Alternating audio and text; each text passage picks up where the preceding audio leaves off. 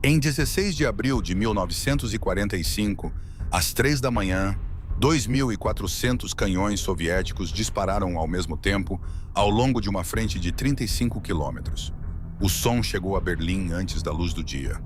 O que se seguiu foram 23 dias que destruíram uma das maiores cidades da Europa. Mataram entre 300 mil e meio milhão de pessoas entre soldados e civis e enterraram sob os escombros de uma capital em chamas, 12 anos de um regime que havia prometido durar 1000. Mas para entender como Berlim caiu, é preciso entender como o cerco foi possível. Tudo começa 3 meses antes, no inverno da Polônia, onde o maior exército já reunido pela União Soviética aguardava o sinal para avançar. Mais de 2 milhões de soldados, 6 mil tanques, 32 mil canhões. Um plano que Stalin exigiu em 10 dias e que seus generais entregaram em 7. Os alemães sabiam o que estava vindo, mas não sabiam que seria assim. E Berlim, a cidade que Hitler havia jurado defender até o último homem, descobriria nas semanas seguintes o que significa ser o último campo de batalha de uma guerra que já estava perdida há muito tempo. O dilúvio do Vístula. Durante semanas, os soldados alemães na margem ocidental do Vístula ouviram o que crescia do outro lado. À noite, quando o vento vinha do leste, dava para perceber o rumor surdo de maquinário pesado, o barulho de pontes sendo construídas às escuras, o acúmulo lento e metódico de uma força que os relatórios de inteligência descreviam com números que os comandantes alemães se recusavam a acreditar. O general Gotthard Heinrich era um dos poucos oficiais alemães que ainda olhava para os mapas sem se iludir. Comandante do grupo de exércitos Vístula desde março de 1945, metódico, sem brilho oratório, sem a teatralidade que Hitler admirava nos seus generais, mas competente com uma frieza que o tornava incomum entre os sobreviventes do alto comando alemão de 1945. O que os mapas mostravam era simples e devastador. Do lado soviético, massa. Do lado alemão, lacunas. Divisões no papel que na prática eram batalhões. Batalhões que na prática eram companhias. Companhias compostas de meninos do Volkssturm, com 2 semanas de treinamento, e de veteranos que haviam sobrevivido ao fronte oriental durante anos e que carregavam nos rostos o peso acumulado de tudo que haviam visto. Em 12 de janeiro de 1945, a ofensiva Vístula-Oder começou. O Marechal Ivan Konev atacou primeiro com o primeiro grupo de exércitos da Ucrânia, a partir das cabeças de ponte ao sul. 2 dias depois, em 14 de janeiro, o Marechal Georgy Zhukov lançou o primeiro grupo de exércitos bielorrusso pelas cabeças de ponte de Magnusev e Puławy. Em horas, o fronte alemão, que já era frágil, deixou de existir como estrutura coerente. O correspondente de guerra soviético, Vassily Grossman, estava com os tanques de Zhukov quando o avanço começou. Nos dias seguintes, anotou no caderno que carregava para todos os lados: a Polônia passa por nós como num pesadelo, estradas cobertas de refugiados alemães que fogem em carroças, a pé, com crianças nos braços. O inverno é brutal, as crianças choram, os velhos nos olham sem expressão. Avançamos. Avançar era a única palavra que importava naquele janeiro. Os tanques do general Mikhail Katukov percorreram mais de 500 quilômetros em 3 semanas. Um ritmo que em qualquer outro momento da guerra teria parecido impossível. As unidades de infantaria corriam para não perder de vista a blindagem. Os suprimentos lutavam para acompanhar.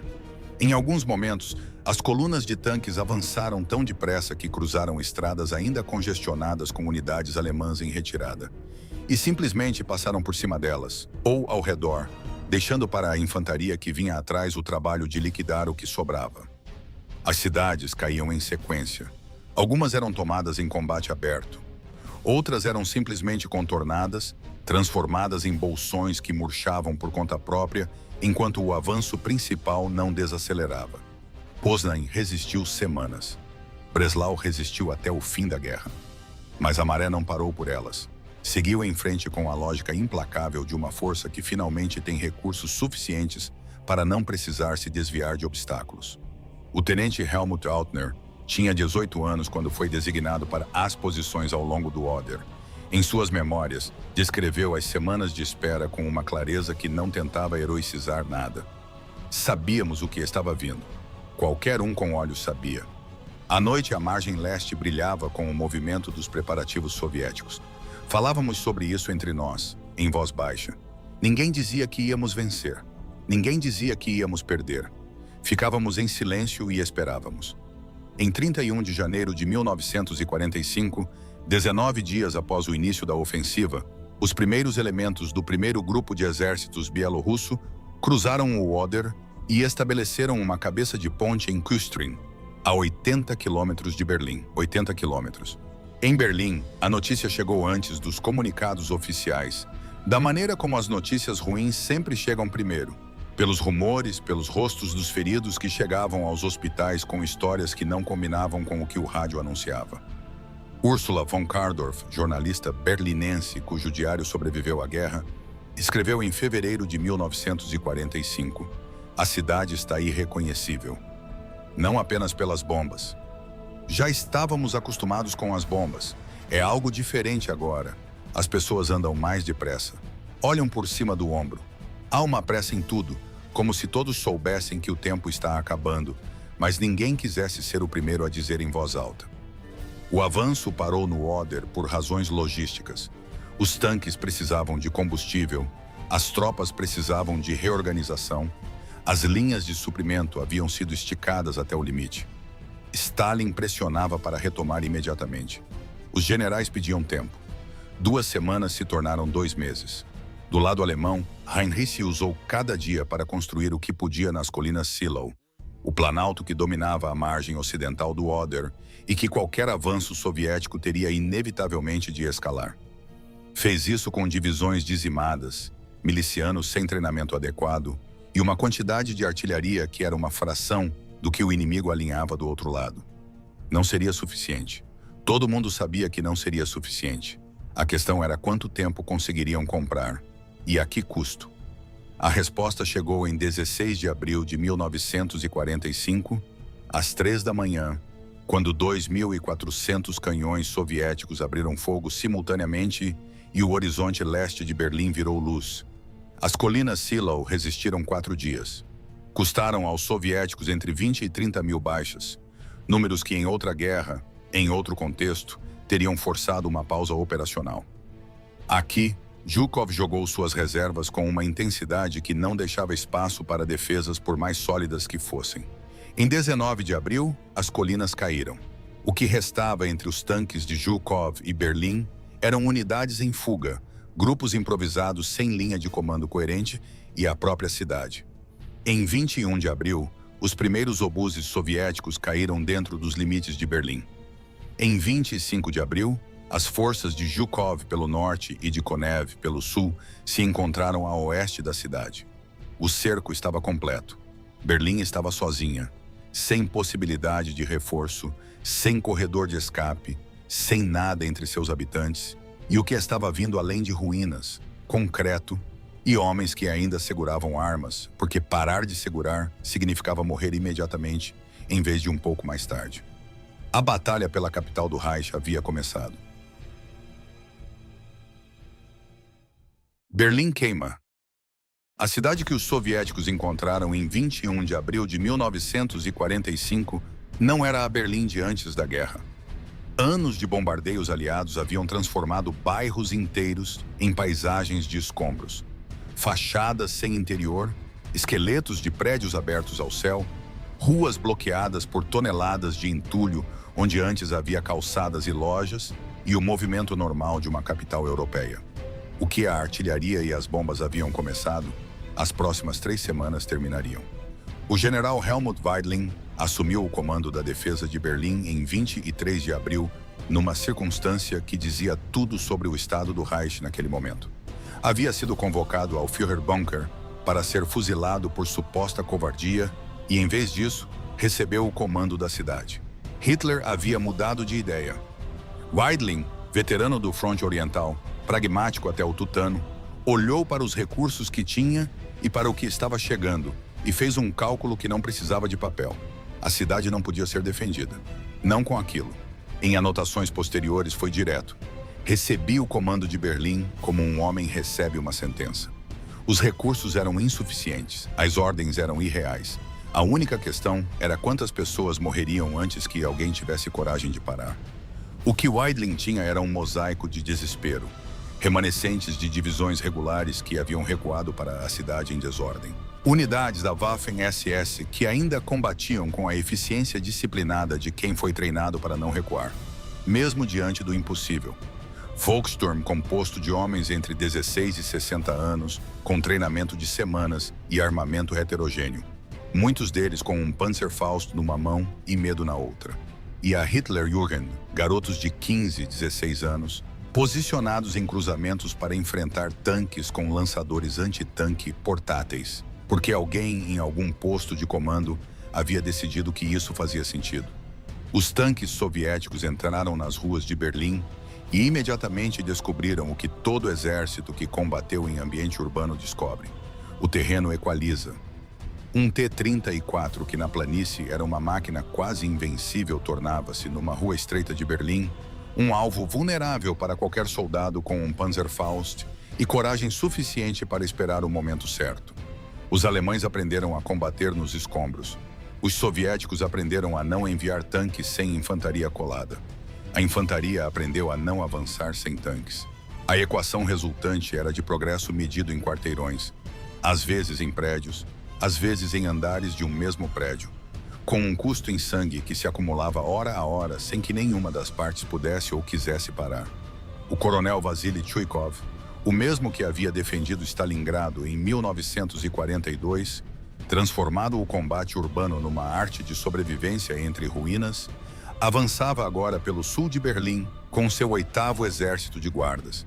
Havia aprendido tudo o que sabia sobre guerra dentro de cidades da maneira mais cara possível, com os olhos abertos às margens do Volga, e aplicava esse conhecimento com a frieza clínica de quem não tinha mais lições a aprender. Em suas memórias, descreveu as ruas de Berlim com vocabulário que misturava precisão militar e algo que era quase espanto. Cada casa era uma fortaleza, cada andar uma batalha separada. Perdíamos homens para franco-atiradores escondidos em ruínas, para granadas atiradas de janelas, para explosivos instalados em porões. A cidade sangrava de todos os lados ao mesmo tempo. Para os defensores, a guerra havia se reduzido a uma geometria de metros. O soldado Willy Rosenthal, cujo relato foi preservado em arquivos de veteranos alemães, descreveu o combate rua a rua com uma economia de palavras que décadas não conseguiram suavizar. Eu atirava porque atirar era a única coisa que me separava de morrer. Não pensava em mais nada. Não havia mais nada além daquele quarteirão, aquela janela, aquele segundo. Os civis ainda na cidade, e eram muitos, porque a evacuação havia sido caótica, porque muitos haviam ficado paralisados diante da escala do que estava acontecendo, porque alguns simplesmente não tinham para onde ir. Viviam nos porões. Famílias inteiras em espaços apertados e úmidos, sem água corrente, com comida racionada até o limite da subsistência, ouvindo lá de cima os sons de uma batalha que se aproximava quarteirão a quarteirão. O chão tremia de forma contínua. Os feridos eram trazidos para esses mesmos porões quando os hospitais de superfície tornavam-se inoperáveis. Os mortos, às vezes, ficavam porque não havia condições de movê-los. Hannelore Thiele tinha 12 anos durante o cerco. Décadas depois, descreveu a experiência com a precisão específica das memórias da infância que o tempo não apaga. O chão tremia o tempo todo, às vezes perto, às vezes longe, mas nunca parava. Minha mãe rezava em voz baixa. As outras mulheres ficavam quietas. Nós, crianças, aprendemos a não fazer perguntas, porque as respostas que recebíamos não eram respostas de verdade. A batalha se movia em direção ao centro com uma lógica geográfica implacável. Os soviéticos avançavam em múltiplas colunas convergentes, do norte, do leste, do sul, comprimindo o espaço disponível para os defensores com cada dia que passava. O perímetro defensivo alemão encolhia como um tecido queimando pelas bordas em direção ao centro. Cada posição abandonada significava menos espaço, linhas mais curtas para defender, mas também menos profundidade, menos lugares para reorganizar, menos margem para qualquer manobra que não fosse simplesmente resistir até não poder mais. Em 27 de abril, Berlim havia sido reduzida em termos de controle alemão Há uma faixa de território com cerca de 16 quilômetros de comprimento e apenas 5 de largura. Uma fatia de cidade devastada que incluía Tiergarten, o grande parque central, a chancelaria do Reich e o Reichstag, que os soviéticos haviam escolhido como símbolo da vitória final. Nessa faixa, condensavam-se os últimos defensores, os civis que não haviam conseguido sair, e no bunker mais profundo, o homem que havia iniciado tudo. No Führerbunker, Hitler vivia há semanas numa realidade que havia se separado completamente do que acontecia a 8 metros acima de sua cabeça. As reuniões de situação continuavam com uma regularidade perturbadora. Hitler debruçado sobre mapas movendo divisões que haviam deixado de existir, ordenando contra-ataques de exércitos que estavam cercados ou destruídos, recusando informações que contrariassem a versão da guerra que havia construído dentro daquele espaço de concreto. Os generais à sua volta navegavam o espaço estreito entre apresentar a verdade e ser acusado de traição, derrotismo ou covardia. Acusações que naquele bunker ainda tinham consequências fatais.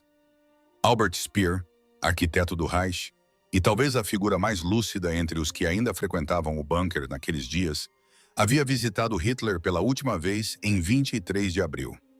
Em suas memórias, escreveu sobre aquele encontro com uma observação que não tentava absolver ninguém, incluindo a si mesmo. Ele havia envelhecido décadas em meses. As mãos tremiam. Os olhos tinham a expressão de alguém que olha para algo que mais ninguém na sala consegue ver. Soube, naquele momento, que estava me despedindo não de Hitler, mas do que restava dele. Em 28 de abril, os soviéticos cruzaram o rio Spree em Tiergarten. O Reichstag estava a menos de 1 quilômetro. O prédio havia sido escolhido como objetivo simbólico com meses de antecedência. Não por valor tático, mas porque hastear a bandeira vermelha sobre ele seria a imagem que a União Soviética levaria para a história. Para conquistá-lo, os soviéticos precisariam primeiro atravessar a ponte Moltke, depois o Ministério do Interior, que os soldados chamavam de Casa Himmler. Depois o espaço aberto entre esses prédios e o parlamento, onde os defensores, mistura de soldados das Waffen-SS, marinheiros da Kriegsmarine designados para combate terrestre e franco-atiradores isolados, haviam transformado cada janela e cada sótão numa posição de fogo. O combate pelo Ministério do Interior durou 2 dias inteiros. Andar por andar, cômodo por cômodo. Os soviéticos usavam cargas explosivas para abrir buracos nas paredes em vez de usar corredores. Os corredores eram ratoeiras. Os defensores recuavam para andares superiores, para telhados, para qualquer posição que prolongasse o inevitável por mais algumas horas. O coronel Zinov Sheines, que comandou parte do assalto, descreveu anos depois. Não era combate no sentido que havíamos sido treinados para entender. Era caçada em espaço fechado. Eles se escondiam. Nós os encontrávamos. Ou eles nos encontravam primeiro. O Reichstag foi alcançado em 30 de abril à tarde, mas não foi tomado. Foi assaltado repetidamente ao longo das horas seguintes, enquanto defensores resistiam nos porões, nos corredores, entre as colunas do salão principal destruído. A batalha dentro do prédio continuou enquanto, a algumas centenas de metros dali, no bunker sob a chancelaria, Adolf Hitler casava-se com Eva Braun às 2 da manhã do dia 29, ditava seu testamento político, um documento que culpava os judeus pela guerra que ele mesmo havia iniciado, e na tarde do dia 30 de abril colocava uma pistola contra a têmpora. O disparo não chegou à superfície. A batalha continuava lá em cima, como se nada houvesse mudado, porque para os homens que combatiam nos escombros de Berlim, nada havia mudado. A morte de Hitler era um fato administrativo num bunker. As ruas ainda estavam em chamas, os tanques soviéticos ainda avançavam, os franco-atiradores ainda atiravam, os porões ainda estavam cheios de civis tentando sobreviver mais uma hora. Na noite de 30 de abril para 1º de maio, 2 sargentos soviéticos, Mikhail Yegorov e Meliton Kantaria, hastearam uma bandeira vermelha improvisada sobre o Reichstag em chamas. A imagem que o mundo veria nos dias seguintes, 2 homens, o vento, a bandeira e Berlim fumegando ao fundo, havia sido produzida. Mas a batalha dentro do prédio continuaria por mais 2 dias, E a batalha pela cidade continuaria até que alguém tivesse autoridade e coragem suficientes para transmitir a ordem de rendição. Essa autoridade e essa coragem vieram do General Weidling, na manhã de 2 de maio de 1945. Às 6 da manhã, Weidling atravessou as linhas e se entregou ao comando de Chuikov.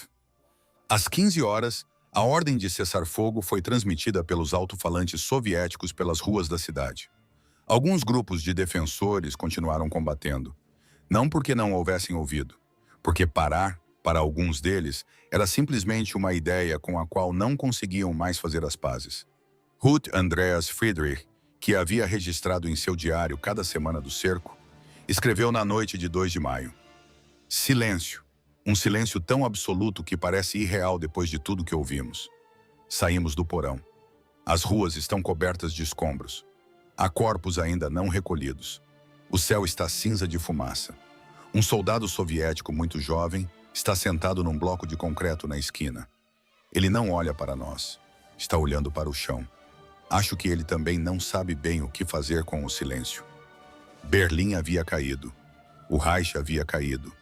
23 dias de combate urbano haviam custado, segundo estimativas que variam conforme a fonte, entre 80 mil e 100 mil mortos soviéticos, entre 40 mil e 50 mil baixas alemãs entre militares, e um número de civis mortos que talvez nunca seja possível calcular com precisão, enterrados nos porões, nas ruas, nos espaços entre os escombros de uma cidade que havia sido, antes de tudo isso, o lugar onde as pessoas moravam. A guerra na Europa terminaria oficialmente em 8 de maio de 1945. Mas para Berlim, ela havia terminado naquele silêncio de 2 de maio, pesado, irreal e absolutamente definitivo.